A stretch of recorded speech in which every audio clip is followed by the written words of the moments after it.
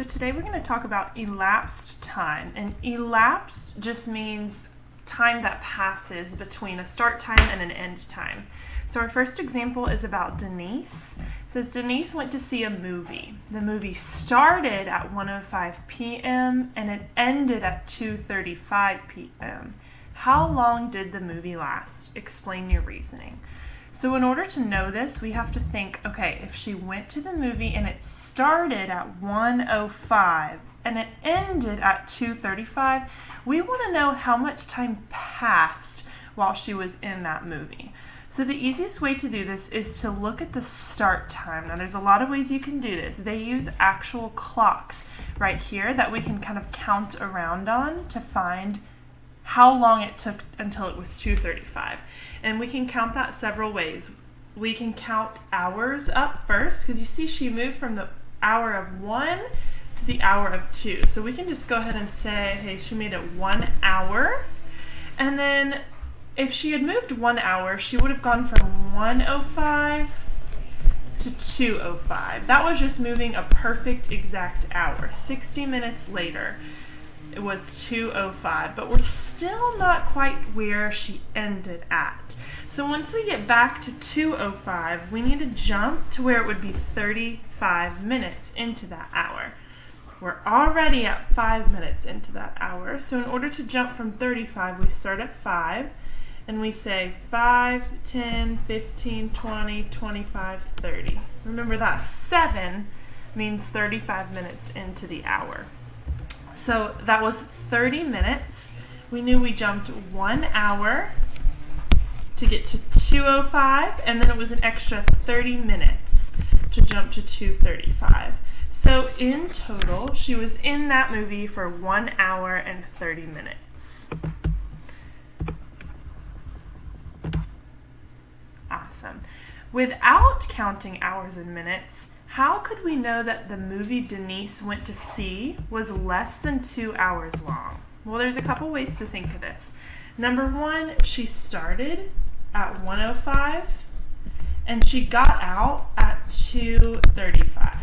How can we know that that was less than 2 hours long? Well, easy enough. We know that the hours are these numbers that begin when we're telling time. We say the hour first. So if she only went from 1 to 2, could she possibly have jumped 2 hours or more? And we know the answer to that is no. That she would have had to at least jump to 3 something in order to have possibly jumped 2 hours long. Just depending on how many minutes difference there was too. Now on the next page, we have an example of our elapsed time, or a definition, just saying that elapsed time is the total amount of time that passes from a start to an end. So we go to school at 7:15 in the morning, we get out at 1:30. How long are we in school? That how long piece is the elapsed time. How much time are we spending doing whatever it is that we're doing?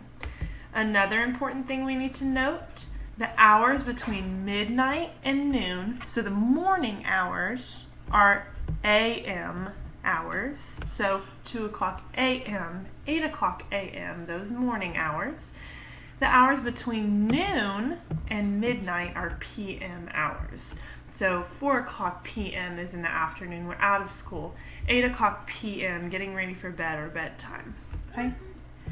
Here we've got another problem. Janie took part in a charity walk. The walk started at 7:10 a.m. and it ended at 11:20 a.m. How long did the walk last? Well, here they're walking you through those same steps we walked through on the last page. If I want to know how much time passed between 7:10 a.m. and 11:20 a.m., I find the starting time. You can see they marked the starting time on here, 7:10 a.m. The first thing they did was count the hours to get to the 11th hour. From the 7th hour, it was 1, 2, 3, 4 hours to get to the 11th hour. The next step would be to count the minutes. So if we had just counted 4 hours, that put us at 11:10. But our final answer was to get all the way to 11:20.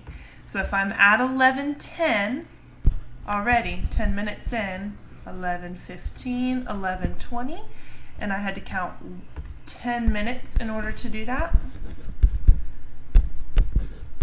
So my total elapsed time, the total time spent there, 4 hours and 10 minutes. Okay. After the charity walk, Janie talked with friends from 11:25 a.m. to 11:40 a.m. Then lunch was served from 11:45 a.m. until 2:10 p.m. How long did lunch last? So you've got kind of a bit of a trick question here. They're throwing you more information than you really need. It's talking first about talking with friends. We don't really need to know that. Our question wants to only know about how long did lunch last. Well, lunch was served from 11:45 until 2:10. Long lunch they got to have there. So we just want to know how much time is that. Now I know I've shown you a few times on a clock how to find elapsed time. There is another way that you might like to find it, and that is by using a number line. If we use a number line, we might want to start our start time at the beginning and mark what our end time was at the end of our jump. I know that this whole number line here represents how long was spent doing the activity. So I just simply have to find how many hours it takes me to get from 11:45 all the way to 2:10, and that will be my elapsed time. I'm going to switch colors just so it's a little easier to see.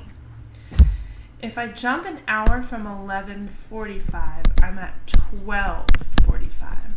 I'm not yet at 2 o'clock. That was 1 hour. Can I jump a whole nother hour?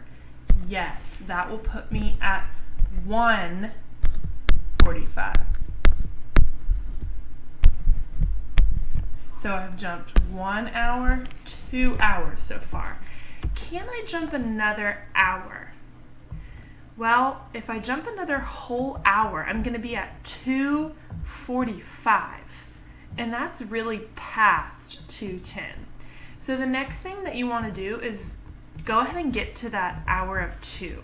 So you can make any jump you need to make to get there. I'm going to jump that 15 minutes because I know that'll put me right at 2 o'clock.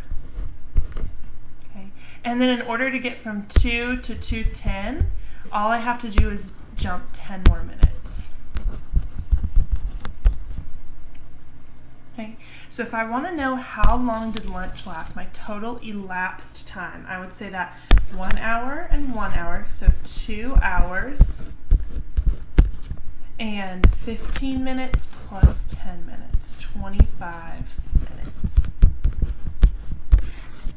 2 hours and 25 minutes is our elapsed time. And that was just used a number line. Another strategy, if you like that better than the clocks. The reason I like the number line better is because it's easier to draw on your own. If you can't draw a clock and make it absolutely perfect, it's really easy to mess up. Now, if there's already a clock ready for you on a test or a quiz, that's great and you can use that. But they're hard to draw perfectly on your own, and you can see even my sloppy number line got us the right answer. So I think that that's a great strategy to remember to use when you're kind of on your own for piecing it together. And here they are explaining that number line one more time, that you can use a number line to measure time. Her walk lasted 4 hours and 10 minutes. So if we talk, this is talking about the one from the page before up top. If you don't know the end time, but you know the start time and how much time was spent, you can find the end time.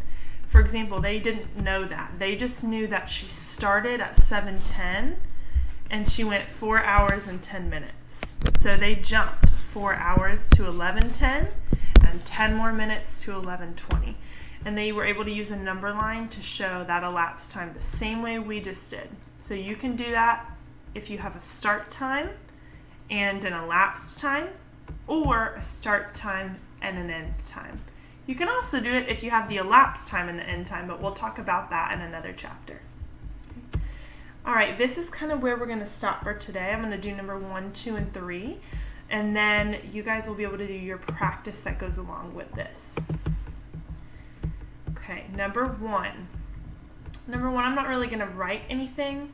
We're just going to chat about it. It wants to know if a start time is at 7:15 a.m. and an end time is 7:45 a.m. Why do you not have to count hours to find the elapsed time? Well, if we're at 7:15 a.m. and we end at 7:45 a.m., did our hour change? No. So the reason we don't have to count the hours is because we only grew in minutes. Our hours stayed the same. We only had minutes that passed. Number 2, a movie started at 2:30 p.m. and ran for 2 hours and 15 minutes. What time did it end? I'm going to set up a number line for this one. A little different than the last. I know what time we started, 2:30, but I don't know what time we ended. What I do know that's helpful, though, is that it was 2 hours and 15 minutes long. So something I can do there is I can actually jump my 2 hours and then jump my 15 minutes, and I'll be able to tell what the end time is. So if I jump that 2 hours, I'm going to go from 2:30, 3:30, 4:30. That would be exactly 2 hours later. And then jump that extra 15 minutes.